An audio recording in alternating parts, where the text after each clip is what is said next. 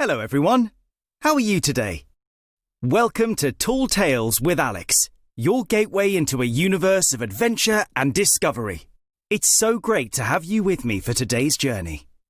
We're going to use our imaginations today, so get ready to think up all kinds of amazing things.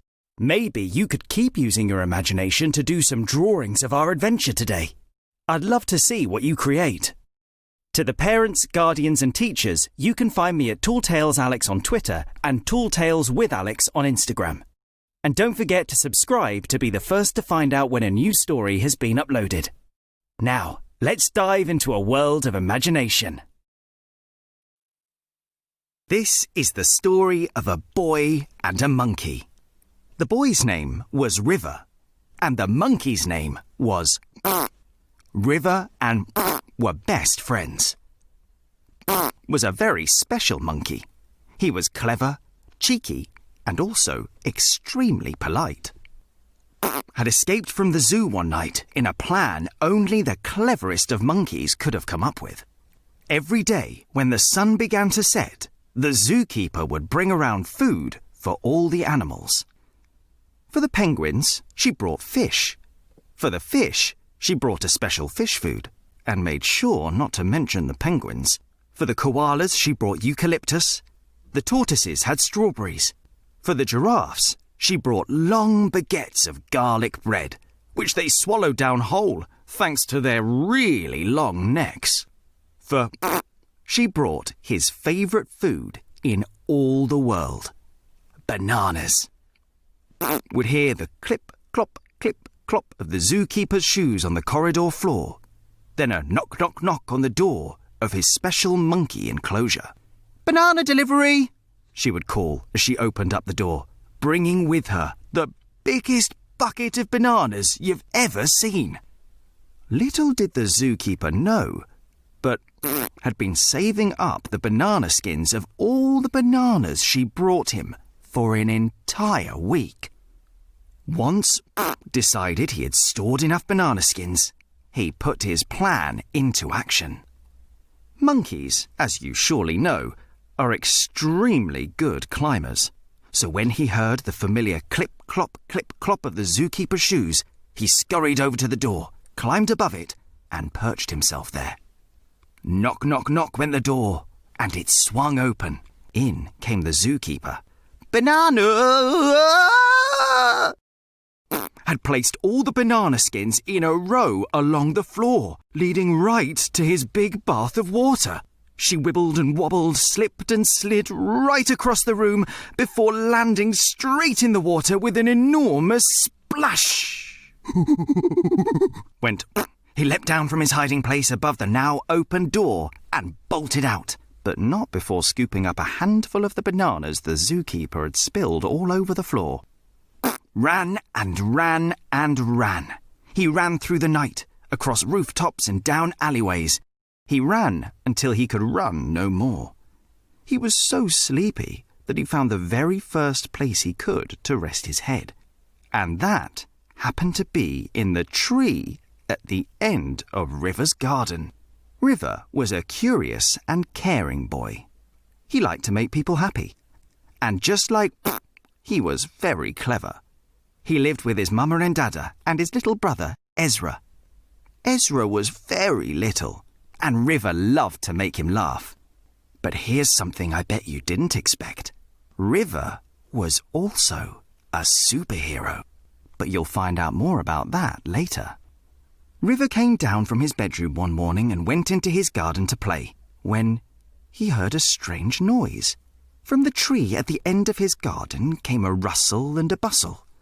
So River looked up to see what the source of the noise was. There, staring back down at him, was a bundle of fur, 2 big eyes, and an enormous smile. "Good day to you, little human. I'm so sorry I appear to have fallen asleep in your tree. It's just that I've come such an awfully long way. I was so very tired, and your tree looked so comfy." Now, normally a person would scratch their head in confusion and stare at the monkey. But River, much to his surprise, understood him perfectly. "Wow!" exclaimed River. "You're a talking monkey? That is amazing. I've never met a talking monkey before. Yes, I am indeed, replied. You see, and I hope you don't think this bold of me to say, but I happen to be a rather clever monkey. For as long as I can remember, I have been able to speak your language. Whenever the children would come to visit the zoo, I would try and talk to them, but they couldn't hear me through the very thick glass. River was amazed. He'd always wanted to meet a monkey, but he'd never dreamed he would one day meet a talking one.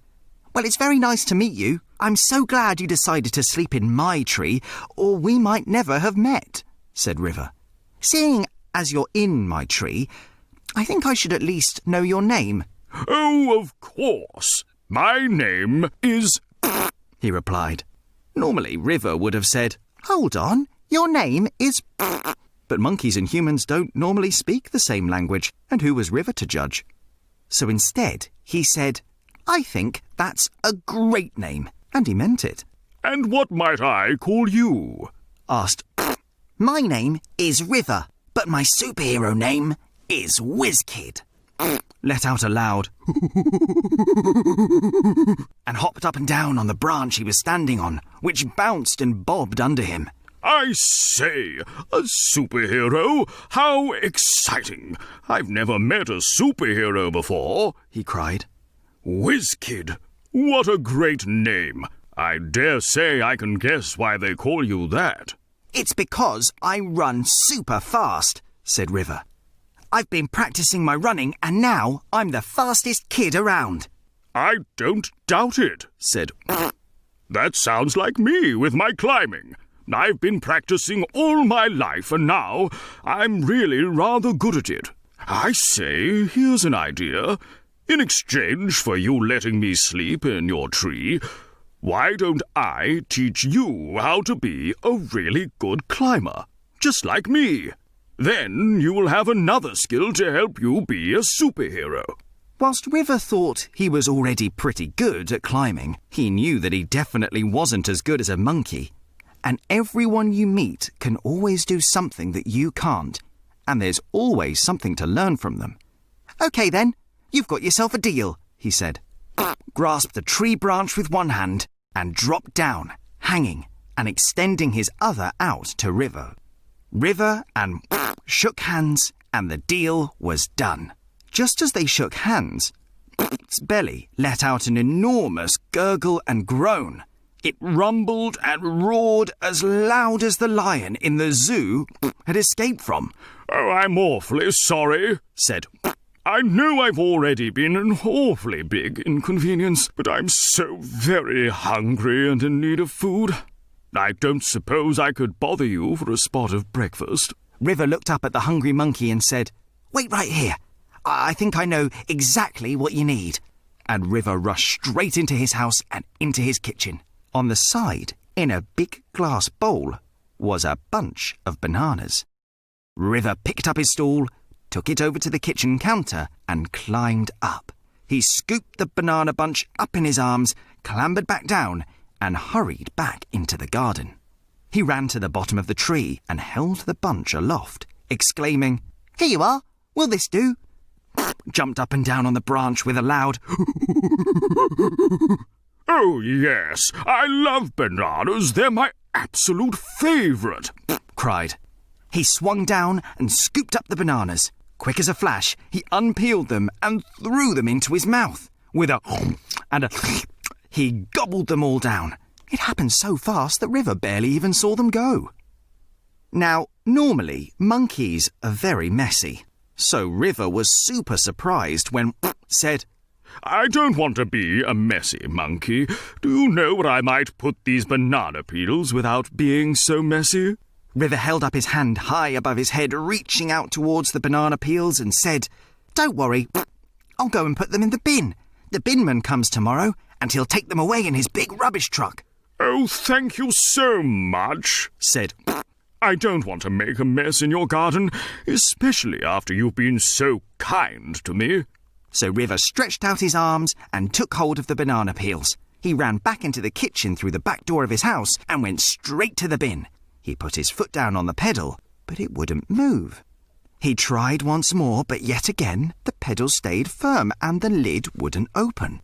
He had seen his mama and dada do it lots of times, but River just wasn't big enough to make it work yet. He ran back outside to the garden and to the bottom of the tree. He looked up at and said, "I tried to get rid of the banana skins, but I'm still a bit too little to make the bin lid open. But I think if we work together, we could get the bin to open. Do you think you could help me?" Climbed down and asked, "What do you need me to do?" They scurried back into the kitchen and went straight over to the bin. River pointed at the pedal and said, "This is the pedal that makes the bin open, but I think I'm still a bit too small to make it open when I stand on it." "Don't worry, River," said. "One day you'll be big and tall, and then you'll be able to open all the bins you want." River looked at him with a smile and asked, "What about the fridge? There's lots of yoghurt in there, and I love yoghurt, especially the raspberry flavour." "Oh, yes. One day you'll be able to open the fridge and eat all the yoghurt you like," said.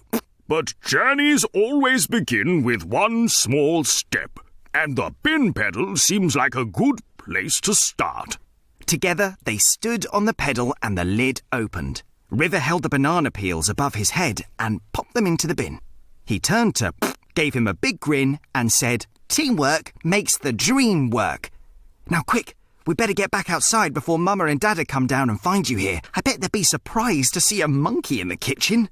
The pair scurried back into the garden and shot straight up the tree at an incredible speed. "Wow!" cried River. "You really are an amazing climber. I don't know if I'll ever be able to climb like you." "Why, thank you. It just comes naturally to me," said.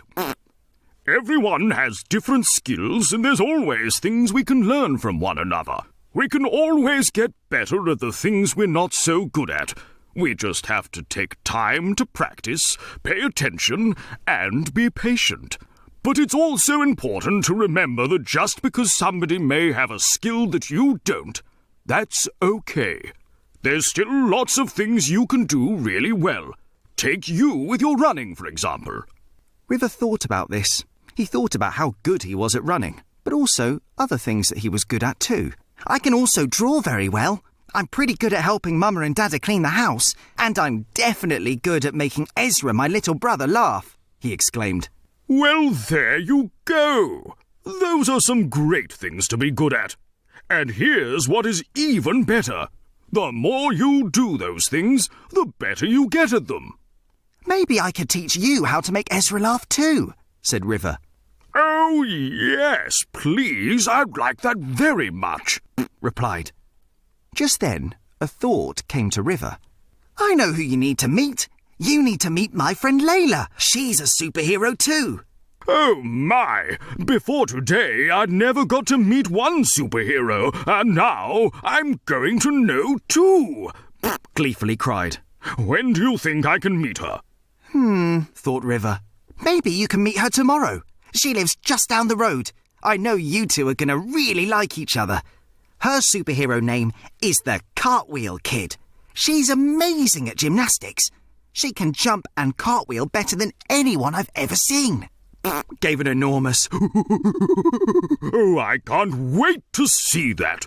Just as he quietened down, River and heard a call coming from the kitchen from River's Mama and Dada. "Who's eaten all our bananas?" they cried. "Oh no, I gave you all the bananas we had. Now we won't be able to make the banana bread we were supposed to bake this evening. Whoops. I better go inside," said River. "Okay, River. I think that sounds like a good idea. Don't you worry about me. I'm going to stay here in the tree and have another sleep. Eating all those bananas has made me very drowsy," he yawned. River turned and made his way back to the house, but stopped part way, turned around to and said, "I'll be back tomorrow. Until then, try and stay secret in the tree. I know my parents will like you, but it might be a bit of a shock for them to find a monkey in our back garden. Tomorrow, we'll go and see Layla, and we'll see if we can find you some bananas too."